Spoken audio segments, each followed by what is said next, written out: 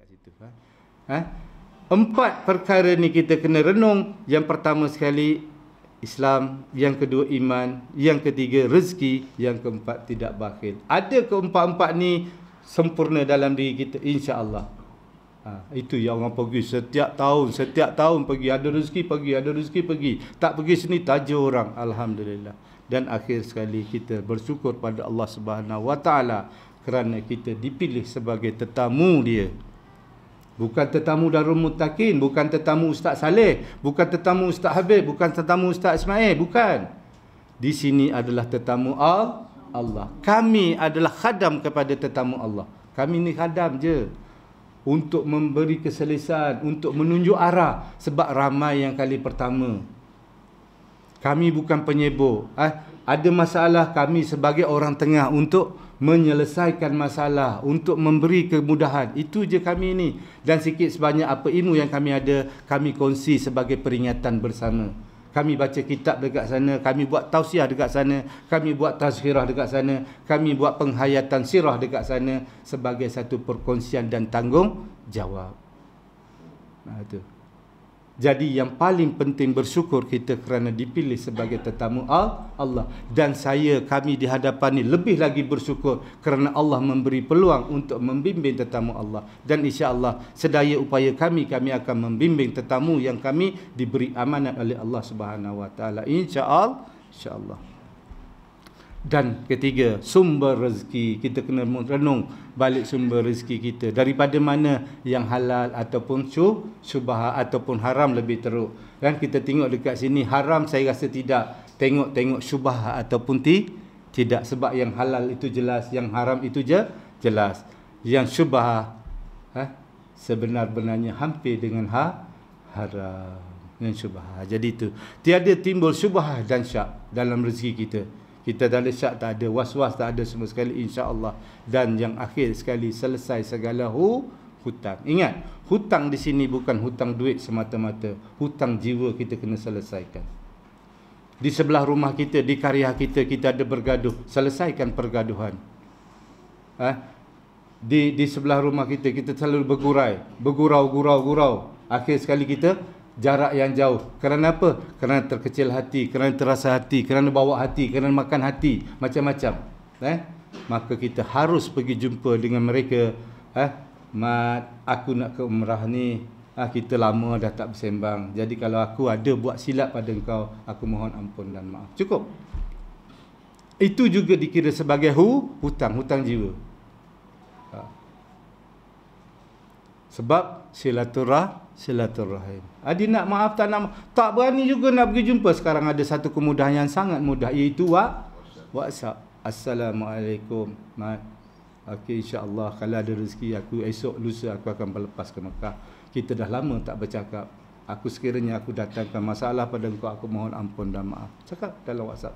Dia nak jawab terpulang pada dia, tapi saya percaya dia akan tengok dan baca. Kalau tak jawab pun mungkin hati dia masih keras, tapi Allah, aku sampai dekat sana, maaf.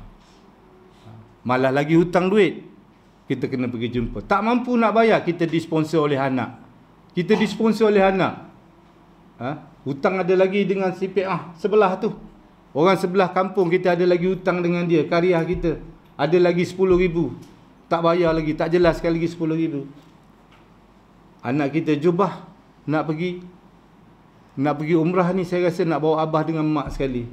Kita pun ya insya-Allah. Tapi abah ada hutang lagi ni. Hutang abah bayar sendiri, saya nak bawa umrah aje. Tak pergi rugi ni, peluang anak nak bawa. Habis nak bayar hutang tak mampu. Pergi jumpa yang kita berhutang tadi. Minta izin dengan dia. Fulan bin Fulan. Kata nama Muhammad. Mat, aku ni anak aku nak bawa pergi umrah. Aku nak tolak. Aku rasa teringin sangat nak pergi. Tak pernah pergi. Jadi aku ada hutang dengan kau. Aku nak minta tangguh. Sebab aku pergi ni anak aku yang bayar. Jadi aku nak minta tangguh hutang kau. InsyaAllah balik aku sambung bayar terus balik. Muhammad tadi kata, pergilah aku izin. Aku reda. Tapi bayangkanlah kalau kita tak minta izin. Dolar pergi mana? Tak lama 2-3 hari dah tak nampak surat ni. Dolar pergi umrah. Kau tak. Selaka dolar hutang aku tak bayar. Gitu. Maka dekat situ akan timbul dulu. Akan berdetik dekat hati dia. Hutang aku tak bayar, boleh pergi umrah. Gitu. Tetapi tadi dalam situasi yang pertama tadi, sekiranya kita dijemput oleh Allah Subhanahu Wa Taala dekat sana, siapa yang izin? Kita berhutang tadi dah izinkan dia, alhamdulillah aku halalkan rezeki aku sebab aku yang izinkan. Dekat situ. Tapi bayangkanlah kalau kita pergi kat sana kita hilang. Kita dijemput oleh Allah Subhanahu Wa Taala macam mana? Dengan meninggalkan hutang. Dekat situ Jadi dekat sini ini perkara yang sangat penting. Jelaskan sama ada hutang ringgit ataupun hutang jiwa. Selesaikan. Sebelum terbaik buatlah wasiat. Yang paling baik buatlah wasiat. Bukan nak pergi mati.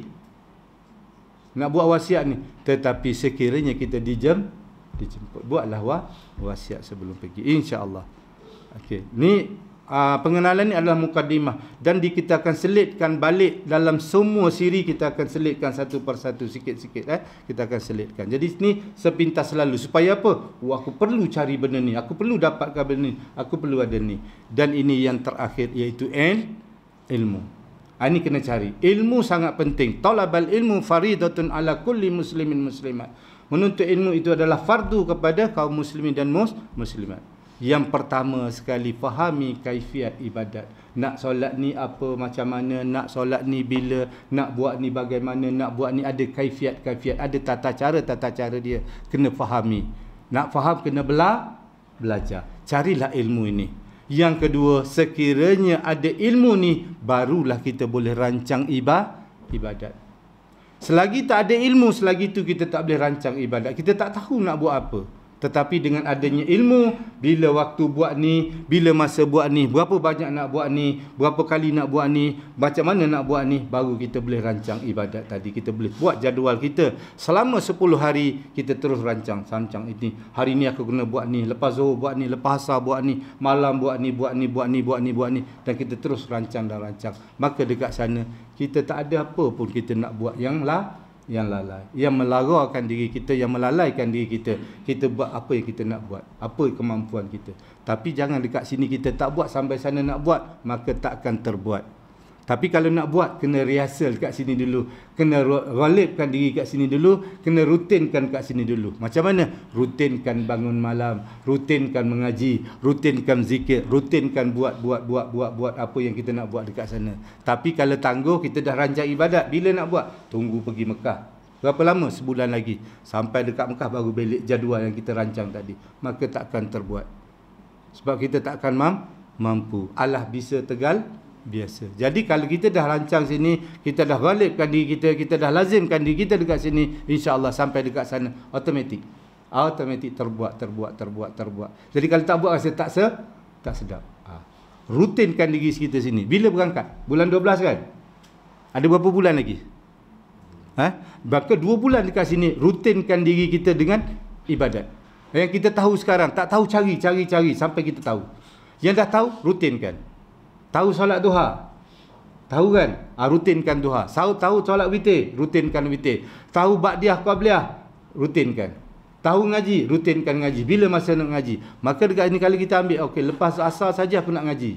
Ngaji lepas asar. Sampai dekat sana automatik. Lepas asar, Assalamualaikum warahmatullahi, ambil Quran, ngaji.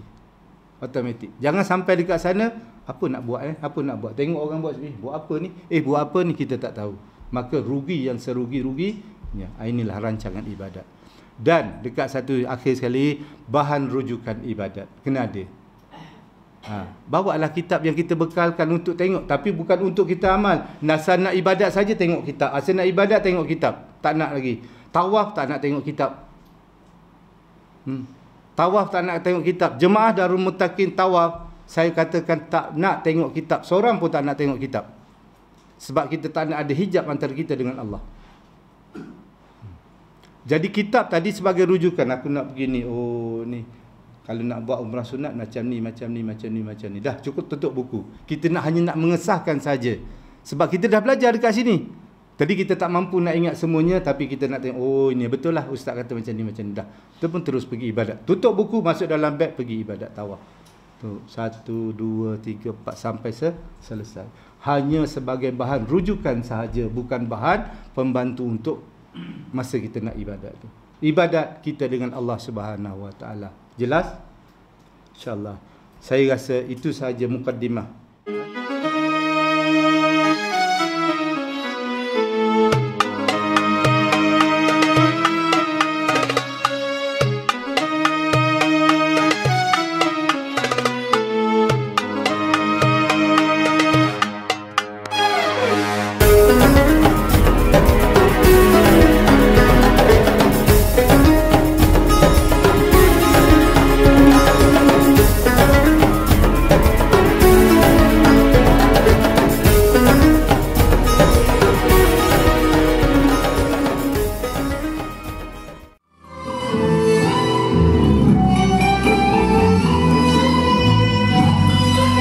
segalanya di hujung jari anda.